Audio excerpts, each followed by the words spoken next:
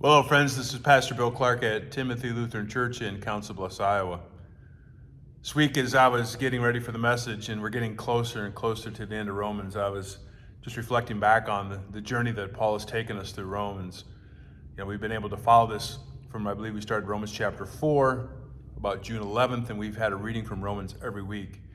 And just to see the process that Paul goes through about how he defends the faith, how he teaches the faith, and then as we're getting towards the end of Romans, how Paul tells us to live in harmony with not just people in the church, not just fellow Christians, but with everybody. And then last week he tells us to live in harmony with the government.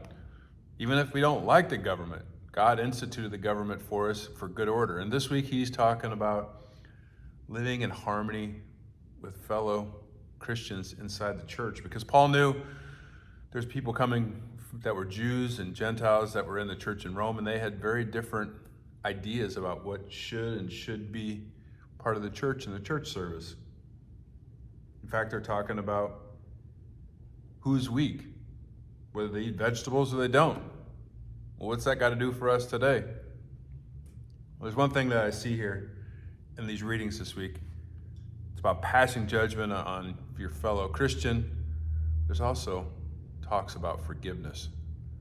Forgiveness is one of those hard things that are very hard for us. It's hard for people to do within their families. It's hard for people to do with their friends. And sometimes it's really hard to see people do that in the church when there's a big issue that happens in a church. So we're going to jump into Romans chapter 14 this weekend.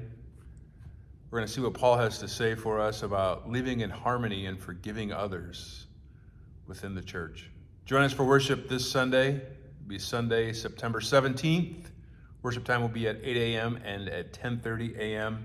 We'll have Sunday school for the kids at 9:15, and adults will have Bible study at 9:15. Look forward to seeing you this weekend for worship. God bless.